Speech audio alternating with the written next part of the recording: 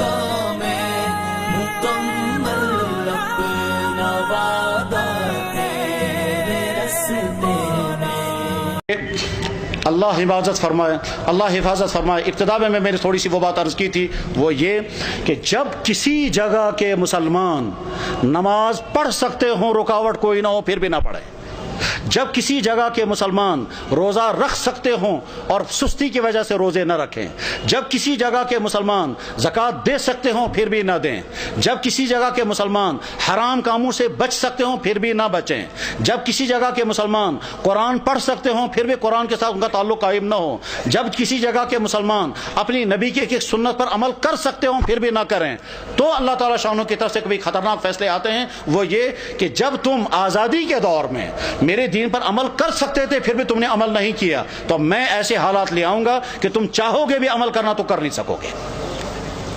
اس کی مثال نمبر 1 اندلس کی میں نے پیش کر دی تھی کہ اندلس میں 800 سال تک مسلمانوں کی حکومت رہی، اور بعد میں جب خرابیاں شروع ہو گئی تو وہ حالات آ گئے کہ اگر وہ قرآن پڑھنا چاہے تو نہیں پڑھ سکتے تھے، اپنی عورتوں کی عصمتیں بچانا چاہیں تو نہیں بچا سکتے تھے، بلکہ کیا ان کی تو جان بھی باقی نہیں رہی، اور وہاں کے مسلمان یا تو مارے گئے یا عیسائی بن گئے یا وہاں سے فرار ہو گئے، اور اس طرح سے 800 سال کا مسلم ملک جو اذانوں سے آباد تھا وہ 800 سال کا مسلم ملک کفرستان بن گیا۔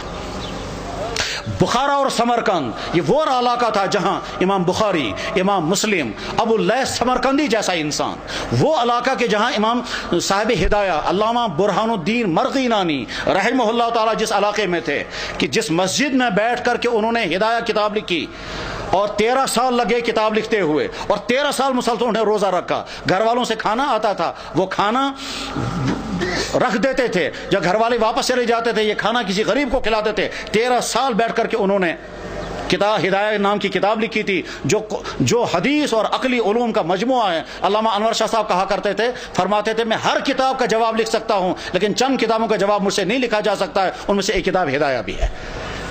جس مسجد میں صاحب ہدایہ نے وہ کتاب لکھی تھی اس مسجد میں شراب کھانا چلتا ہے۔ غرض یہ کہ جب بخارا اور سمرقند جیسے علاقے میں وہ حالات آ گئے کہ وہاں قرآن رکھ نہیں سکتے، کلمہ پڑھ نہیں سکتے، مسجدوں میں تالے لگ گئے، تو اللہ تعالیٰ شانوں کو طاقت ہے، اگر غضبناک ہو جائیں تو ان علاقوں میں بھی یہی حال ہو سکتا ہے جن علاقوں میں مسلمانوں کو موقع ہے وہ اپنے دین پر چلیں۔ میرے بھائیوں، اس غلط فہمی میں مت رہیں کہ ہمارے لیے وہ حالات نہیں آ سکتے ہیں، ہماری پچھلی تاریخ میں ایسے حالات آ چکے ہیں۔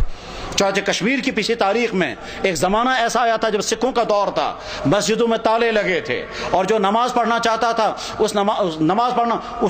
اس کی جسم سے کھال نکالی جاتی تھی سب لوگوں کے سامنے تاکہ باقی لوگ نماز نہ پڑھیں۔ سری نگر کی جامع مسجد میں گھوڑے باندھے گئے تھے،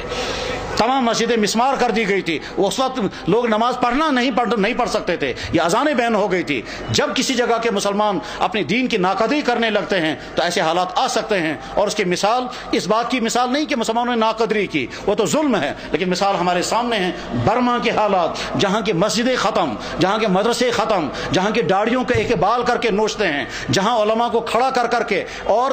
سوئیاں مار کر کے ان کو شہید کرتے ہیں، جہاں ایک مسلمان خاتون کے ساتھ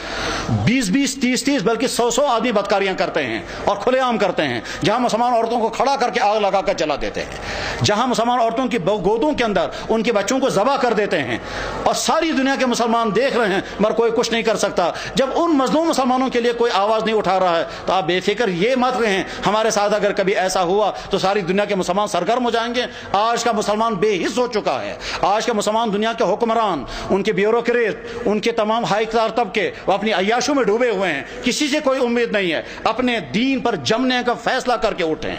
اپنے ایمان پر قائم رہنے کا فیصلہ کر کے اٹھیں، اپنے دین پر چلنے کا فیصلہ لے کر اٹھیں، اپنے گھروں کے اندر دیندار گھر بنانے کا فیصلہ لے کر اٹھیں، اپنے بزنسوں کو مسلمان بزنس بنانے کا فیصلہ لے کر اٹھیں، اپنے فنکشنوں کو دین کا فنکشن بنانے کا فیصلہ لے کر کے اٹھیں۔ جب مسلمان حرام سے بچ سکتا ہو اور پھر بھی نہ بچے اور شرابیں پیے تو حالات ایسے آ سکتے ہیں کہ زبردستی مسلمانوں کو شراب پلائی جائے گی۔ جب مسلمان داڑھی رکھ سکتا ہو اور نہ رکھے تو بعد میں ایسے حالات آ سکتے ہیں کہ رکھنا بھی چاہیں تو نہیں رکھ سکتے۔ ساری ترکی کے اندر مسلمان داڑھی رکھ نہیں سکتا حالانکہ سارا مسلمان ملک ہے۔ ایسے حالات آ سکتے ہیں، اس لیے اپنے دین کے ساتھ وفاداری کا فیصلہ کرو، ورنہ تو ایسا ہو سکتا ہے کہ اللہ جب تم میرے دین کے ساتھ وفاداری نہیں کرو گے تو میں تم پر ایسے حالات لا سکتا ہوں کہ تم چاہو گے بھی میرے دین پر عمل کرنا تو کر نہیں سکو گے۔ اللہ جل شانہ اس برے انجام سے ہم سب کی حفاظت فرمائے، ہمارے ان اکابرین کی حفاظت ہو، مدارس کی، مساجد کی، دین کے اور دینی اداروں کی، دین کے کام کرنے والوں کی اور دین پہ جننے والوں کی مدد فرمائے۔ وآخر دعوانا ان الحمد للہ رب العالمین برحمتک یا ارحم الراحمین، آمین۔